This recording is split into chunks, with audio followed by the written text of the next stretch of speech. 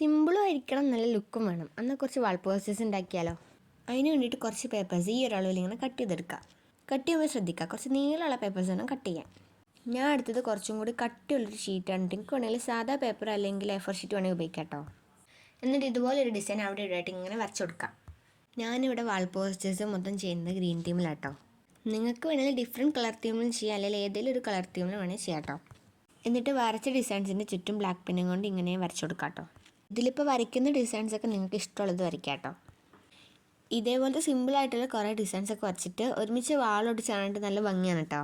ഇതിപ്പോൾ ഞാൻ ചെയ്തിട്ടുള്ളത് മാർക്കർ വെച്ചിട്ടാണ്. നിങ്ങൾക്ക് വേണമെങ്കിൽ സ്കെച്ചോ അക്രിലിക് കളറോ വാട്ടർ കളറോ ഒക്കെ വെച്ച് ചെയ്യാം കേട്ടോ.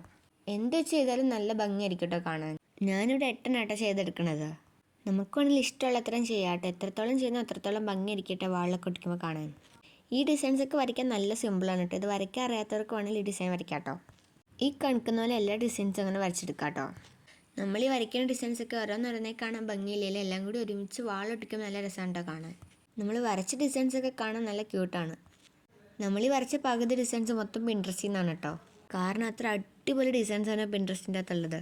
നല്ല ക്യൂട്ടും ആയിരിക്കും, നല്ല സിമ്പിളും ആയിരിക്കും കേട്ടോ. കുറേ നാളായിട്ട് വിചാരിക്കണമായിരുന്നു കേട്ടോ ഈ വാൾ പോസ്റ്റേഴ്സ് ഒന്നും ഉണ്ടാക്കണമെന്ന്. ശരിക്കും ഇപ്പോഴാണ് കേട്ടോ അതിന് സമയം കിട്ടണത്.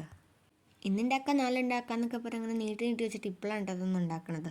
ഈ വരയ്ക്കുന്നതിൽ മൊത്തത്തിലല്ല വരച്ച് കൊടുക്കണം, എന്നിട്ട് അതൊന്ന് ഇങ്ങനെ ഫില്ലാക്കി കൊടുക്കണം. അങ്ങനെ മൊത്തത്തിൽ വരച്ച് കളർ അടിച്ചതിന് ശേഷം നമ്മൾ നേരത്തെ പറഞ്ഞ പോലെ അതിൻ്റെ മുകളിൽ ഇങ്ങനെ വരച്ച് കൊടുക്കുക. അതാണ്ട് ഇതുപോലെ ആക്കിയെടുത്തോളൂ. എല്ലാം കൂടി വരച്ചാണെങ്കിൽ നിങ്ങൾ ബോറടിപ്പിക്കേണ്ടെന്ന് വിചാരിച്ചിട്ടാണ് ഇങ്ങനെ കാണിക്കണത്. ഈ കാണിക്കുന്ന ഡിസൈൻസൊക്കെ വരച്ചെടുക്കാൻ നല്ല സിമ്പിളാണ് കേട്ടോ. അങ്ങനെ നമ്മളെല്ലാം ഇവിടെ വരച്ചെടുത്തിട്ടുണ്ട്. അപ്പോൾ നമ്മുടെ വാൾ പോസ്റ്റേഴ്സ് ഇവിടെ സെറ്റ് ആയിട്ടുണ്ട്. ഇനി ഇത് കുറച്ചും കൂടെ നല്ല ലേഔട്ടിൽ നിങ്ങൾക്ക് വാളിലൊടിച്ച് കൊടുക്കാം കേട്ടോ.